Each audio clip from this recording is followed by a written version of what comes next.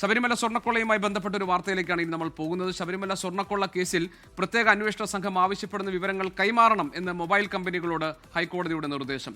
പ്രതികളുടെ ഫോൺ വിശദാംശങ്ങൾ ലഭ്യമാക്കാൻ കമ്പനികൾ സഹകരിക്കണം. കേസിൽ അടച്ചിട്ട മുറിയിൽ വാദം പുരോഗമിക്കുകയാണ്. അന്വേഷണ പുരോഗതി റിപ്പോർട്ട് SIT ഹൈക്കോടതിയിൽ ഹാജരാക്കിയിട്ടുണ്ട്. വിഷ്ണു സുരേഷ് കൊച്ചിയിൽ നിന്ന് വിവരങ്ങളുമായുണ്ട്. വിഷ്ണു, അടച്ചിട്ട മുറിയിലാണ് വാദം നടക്കുന്നത്. പല വിവരങ്ങളും അതുകൊണ്ട് തന്നെ നമുക്ക് ലഭ്യമാകില്ല. പക്ഷേ ഇപ്പോൾ ഈ മൊബൈൽ കമ്പനികൾക്ക് ഹൈക്കോടതി നൽകിയ നിർദ്ദേശം സംബന്ധിച്ചിട്ടുള്ള വിവരങ്ങൾ പുറത്തു വരുന്നുണ്ടല്ലോ. ഈ കേസ് അന്വേഷണവുമായി ബന്ധപ്പെട്ട് ഇതിൽ പ്രതികളായവരോ പ്രതികളെന്ന് സംശയിക്കുന്നവരായ ആളുകളുടെ ടെലിഫോൺ സംഭാഷണങ്ങളുടെ വിശദാംശങ്ങൾ സ്വാഭാവികമായും അന്വേഷണ സംഘത്തിന് ആവശ്യമായി വരും.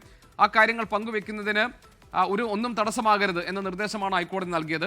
അന്വേഷണ പുരോഗതി റിപ്പോർട്ട് SIT കോടതിയിൽ സമർപ്പിക്കുകയാണല്ലോ. എന്താണ് അതിന്റെ മറ്റു വിശദാംശങ്ങൾ?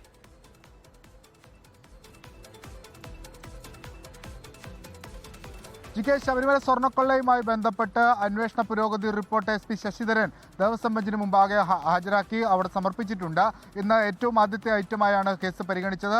ഓഡിയോ മ്യൂട്ടായിരുന്നു. സാധാരണഗതിയിൽ ശബരിമല സ്വർണ്ണക്കൊള്ള പരിഗണിക്കുന്ന ഘട്ടത്തിലൊക്കെ ഓഡിയോ മ്യൂട്ടായിരിക്കും. അതിനുശേഷം ഉത്തരവ് വരുന്ന ഘട്ടത്തിലാണ് വിശദമായ വിവരങ്ങളിലേക്കൊക്കെ പോകുക. ഇന്ന് ഹൈക്കോടതിയിൽ നടന്ന പ്രധാനപ്പെട്ട കാര്യങ്ങൾ ഒന്ന് റിപ്പോർട്ട് സമർപ്പിച്ചതാണ്. മറ്റൊന്ന് മൊബൈൽ കമ്പനികൾ സഹകരിക്കണമെന്ന് ഹൈക്കോടതി നിർദ്ദേശിച്ചിട്ടുണ്ട്. അതായത് അന്വേഷണ ഉദ്യോഗസ്ഥരുമായി മൊബൈൽ കമ്പനികൾ സഹകരിക്കണം. ഈ പ്രതികളെന്ന് പറയുന്ന ആളുകളുടെ ഫോൺ രേഖകളുമായി ബന്ധപ്പെട്ടുള്ള കാര്യങ്ങൾ അതിന് നൽകുന്നതിന് യാതൊരു തടസ്സവും ഉണ്ടാകരുത്. അന്വേഷണ സംഘം അവർക്ക് വേണ്ട സൗകര്യങ്ങളൊക്കെ ഈ മൊബൈൽ കമ്പനികൾ ചെയ്തു കൊടുക്കണം എന്നൊരു നിർദ്ദേശം കൂടി ഹൈക്കോടതിയുടെ ഭാഗത്ത് വന്നിട്ടുണ്ട്. പ്രത്യേകിച്ച് ചില വിവരങ്ങളൊക്കെ ലഭ്യമാക്കാൻ കാലതാമസം നേരിടുന്നുവെന്ന SITയുടെ അവർ പറഞ്ഞതിൻ്റെ അടിസ്ഥാനത്തിലാണ് ഹൈക്കോടതി ഇത്തരത്തിലൊരു നിർദ്ദേശം മുന്നോട്ട് വെച്ചിട്ടുള്ളത്.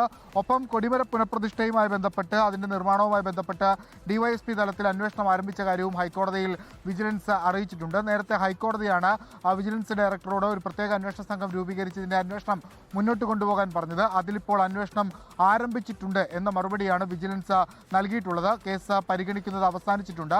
ഇന്ന് ഉച്ചയോടുകൂടി ഒരു ഉത്തരവുണ്ടാകും. പക്ഷേ ഇതിലൊരു വിശാലമായ ഇടക്കാല ഉത്തരവിലേക്ക് പോകാനുള്ള സാധ്യത വളരെ കുറവാണ്. ഇതിൽ പ്രധാനമായും ഉണ്ടാകുക ഒന്നീ സാമ്പിൾ ശേഖരണവുമായി ബന്ധപ്പെട്ട വിവരങ്ങൾ SIT അറിയിച്ചിട്ടുണ്ട്. അത് ജംഷഡ്പൂരിലേക്ക് കൊണ്ടുപോകാനാണ് SIT താല്പര്യപ്പെടുന്നതെന്നും അറിയിച്ചു.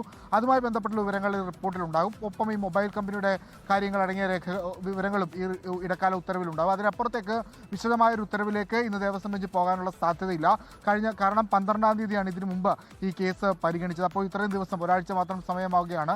അതുകൊണ്ട് കാര്യമായ വലിയ പുരോഗതികളൊന്നും ഡെവലപ്മെന്റ്സ് ഒന്നും അന്വേഷണത്തിൽ ഉണ്ടായിട്ടുമില്ല. സ്വാഭാവികമായ ഒരു വിശാലമായ ഉത്തരവിലേക്ക് പോകില്ല. എന്നാൽ ഇപ്പറഞ്ഞ കാര്യങ്ങളൊക്കെ ഇന്ന് ഉച്ചയ്ക്ക് ശേഷം പുറത്തിറങ്ങുന്ന ആ ഉത്തരവിൽ ഉണ്ടാകും.